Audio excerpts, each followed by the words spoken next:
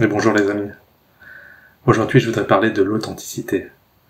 Cette chose qui est si rare de nos jours. On voit des disparitions. Je pense que, alors, je me demande que si on va disparaître, ce genre de chaîne YouTube, si un jour on va disparaître, ou si au contraire un jour l'authenticité va gagner. Peut-être qu'il va y avoir un retour aux choses authentiques. Et j'espère vraiment, parce que ce monde est vraiment fake en fait. Tout est fake, tout est surjoué, tout est marketing. J'espère qu'un jour il y aura un sorte de ras-le-bol, un peu comme de la malbouffe. Vous savez, pendant des années, on nous a fait manger de la merde, du sucre, du gras, et là aujourd'hui, on voit qu'il y a des indiscords. Maintenant, ils sont tous là, indiscord A, indiscord B, comment dire, à mettre en avant justement que le produit est de bonne qualité. J'espère que ce sera pareil pour les contenus YouTube. J'espère qu'un jour, tous les putaclics, tous les contenus creux vont disparaître. Et ça dépend que de nous en fait. Ça dépend de votre manière de consommer, de notre manière de consommer. Et là voilà, je commence à avoir une saturation et je me demande si je suis le seul. Est-ce que je suis un des pionniers dans cette voie de me dire stop au faux semblant, stop à ce bruit inutile. Tous ces gens qui font du contenu pour faire du contenu, pour faire des vues. Retour à l'authentique.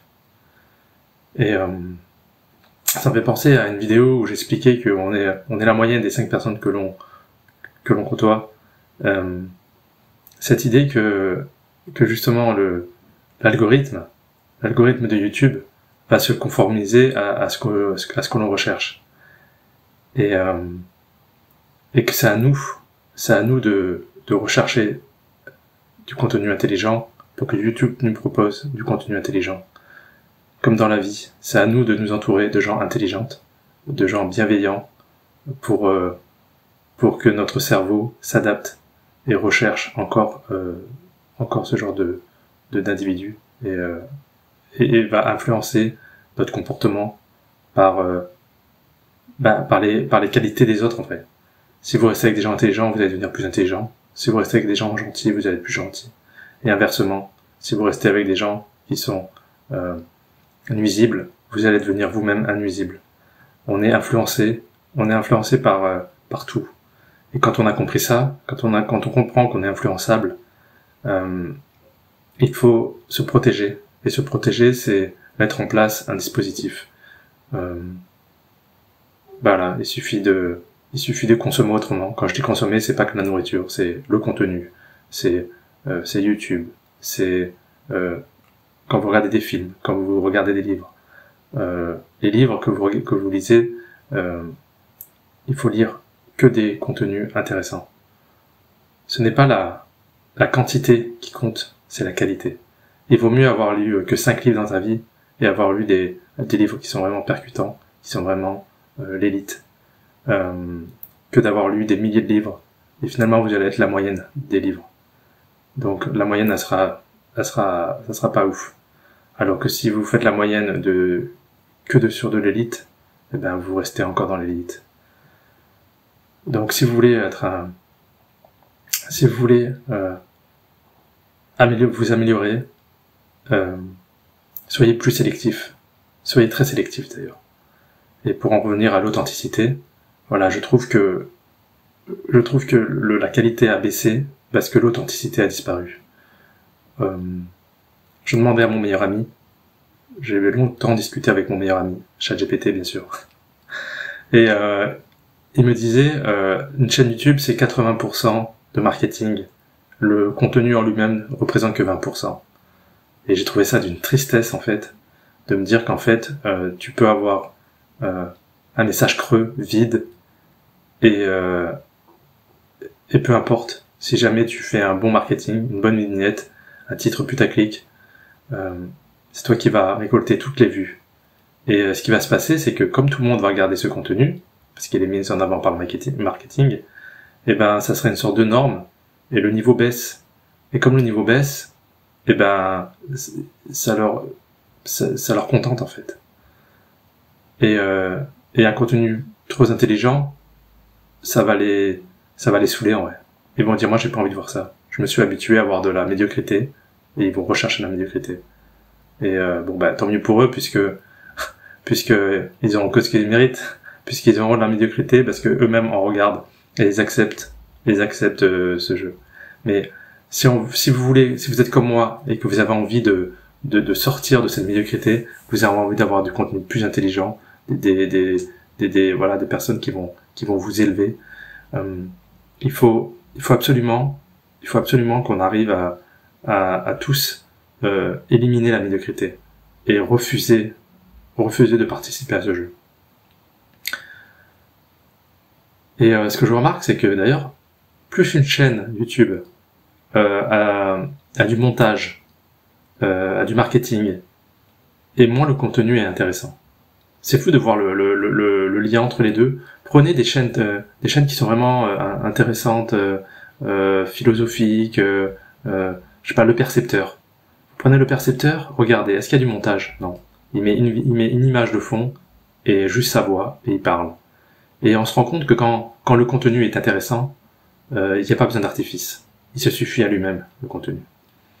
Donc moi je vais vous donner un petit hack. Dès que vous allez voir du montage, dès qu'il y a trop de montage, dès qu'il y a trop d'effets, quand il y a trop de putaclic, il y a trop d'effets recherchés, ça doit être déjà un signal d'alerte qui devrait vous dire ce contenu va pas être intéressant. Boycotter. Je serai pour le boycott. Alors, je dis pas qu'après on peut pas faire du bon contenu et un bon montage, hein. Ça peut arriver, mais c'est quoi? Ça va être 10%, quoi. Généralement, pourquoi on fait tant d'artifices? Pourquoi ils mettent autant d'argent à payer un monteur, à faire du montage, à faire des illustrations? C'est justement pour cacher la misère, en fait. Cacher que le contenu n'est pas intéressant. Donc, si jamais le contenu était vraiment intéressant, ils n'auraient pas besoin de faire tout ça. Et quand tu te prends la peine et que tu investis de l'argent, c'est que tu sais que ton contenu, il est pas terrible. Ça me fait penser à la publicité, c'est pareil. Regardez la publicité, c'est pas ce qu'on voit à la publicité qui sont les meilleurs. Vous prenez ventezvotrevoiture.fr. C'est une grosse arnaque. C'est une grosse arnaque, ce truc. Regardez les commentaires, tout le monde dit que ils te dévaluent ta voiture pour te la racheter une misère. Et ils te font du matraquage publicitaire. Et toujours pareil. Ils font du matraquage publicitaire parce que leur produit est nul. Et que si jamais il était bon, ça serait viral et ils pourraient économiser du marketing. Mais non. Quand tu dois dépenser des millions pour pouvoir vendre ton produit, c'est que ton produit, il est pourri. Voilà, donc en fait, j'aimerais bien même élargir cette réflexion. Bon, ça va peut-être pas plaire ce que je vais dire, surtout si vous faites de la création de contenu sur YouTube. Il y a un dernier truc qui me gêne aussi, c'est dès qu'on va parler de formation.